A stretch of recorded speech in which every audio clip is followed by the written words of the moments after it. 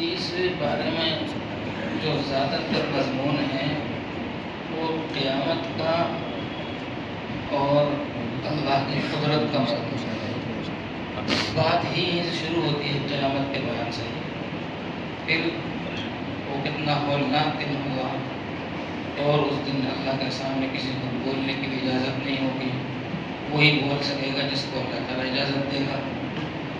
اور پھر اللہ کے نیک بندے متقین کا بہترین ٹھکانہ جنت ہوگا اور نافرمان اور منکرین اور کفار کا ٹھکانہ دوزخ ہوگا۔ یہی مضمون تقریباً سورہ نازعات میں ہے اور بتایا گیا کہ بہت بڑا جھٹکا ہے قیامت کا۔ فَإِذَا جَاءَتِ الطَّامَّةُ الْكُبْرَىٰ، اگلی سورہ میں فرمایا فَإِذَا جَاءَتِ الصَّاخَّةُ۔ تو ایک ایمان والے کو یہ بات سمجھنی چاہیے کہ قیامت کا وقوع حقیقی ہے، یقینی ہے، اس کا منکر مسلمان نہیں ہے۔ قیامت بلا شک و شبہ لا ریب ہمارا عقیدہ ہے کہ قیامت کا وقوع ہوگا، قیامت آئے گی۔ سورہ عبس و تولیٰ میں ایک مضمون اور مزید ہے۔ قیامت کا منظر تو بہت عجیب انداز سے کھینچا ہے کہ باپ بیٹے سے منہ چھپائے گا، بیٹا باپ سے منہ چھپائے گا، بیٹی ماں سے منہ چھپائے گی، سب کی حقیقت کھل کر سامنے آ جائے گی۔ دعا کرنی چاہیے اللہ تعالیٰ اس دن کے رسوائی سے اللہ ہم سب کی حفاظت فرمائے۔ اس میں شروع میں ایک مضمون اور ہے کہ جو آدمی فرما بردار ہے اور صحیح معنی میں سوال کرنے کے لیے، سیکھنے کے لیے آتا ہے، آپ اس کی طرف توجہ دیں۔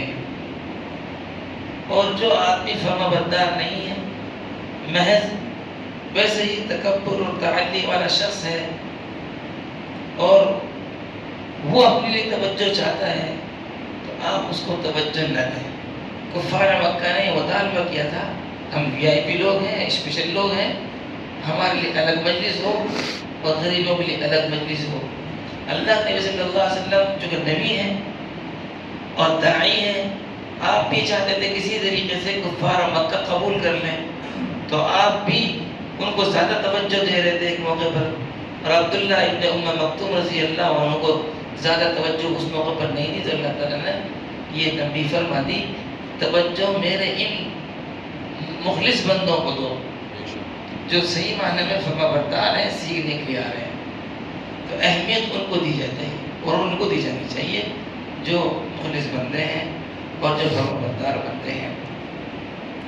اذا الشمس کورت میں بھی قیامت کا مضمون ہے، السماء انفطرت میں بھی قیامت کا مضمون ہے، اور آگے ویل للمطففین کی جو صورت ہے اس میں بھی ان الابرار لفی نعیم، نیک لوگ جنت میں ہوں گے، ان الفجار لفی جحیم، اور فاسق فاجر لوگ دوزخ میں ہوں گے۔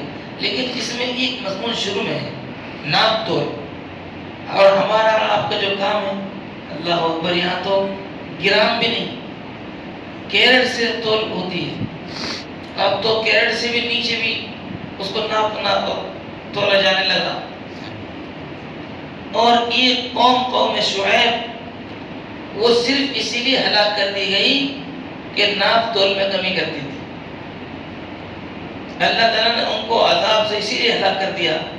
اللہ تعالیٰ نے قرآن میں حکم دیا، اوفوا الکیل والمیزان، ناپ تول کو پورا طور پر ادا کرو، ولا تنقصوا المکیال والمیزان، ناپ تول میں کمی مت کرو، ویل للمطففین، ناپ تول میں کمی کرنے والے ان کے لیے ہلاکت ہے، جہنم۔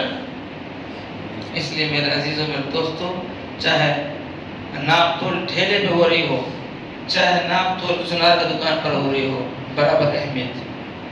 ناپ تول چاہے کارخانے میں ہو رہی ہو، ناپ تول میں چاہے پانی تولا جا رہا ہو، چاہے سونا تولا جا رہا ہو، چاہے کپڑے تولے جا رہے ہوں، چاہے پتھر تولے جا رہے ہوں، ناپ تول میں کہیں ذرہ برابر کمی کی گنجائش نہیں۔ جھکتا تو رہے گا آدمی، برکت بھی ہوگی، گراہک بھی بڑھیں گے اور حکم بھی اللہ کا پورا ہوگا۔ کم تو رہے گا، نابرکتی بھی ہوگی اور ناجائز بھی ہوگا، حلال کمائی بھی نہیں ہوگی۔ اس لیے ناپ تول میں کمی کرنے سے، ڈنڈی مارنے سے پوری طور پر احتیاط کرنی چاہیے، بچنا چاہیے۔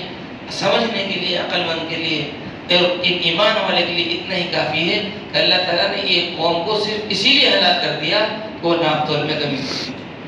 اللہ تعالیٰ ہر طرح سے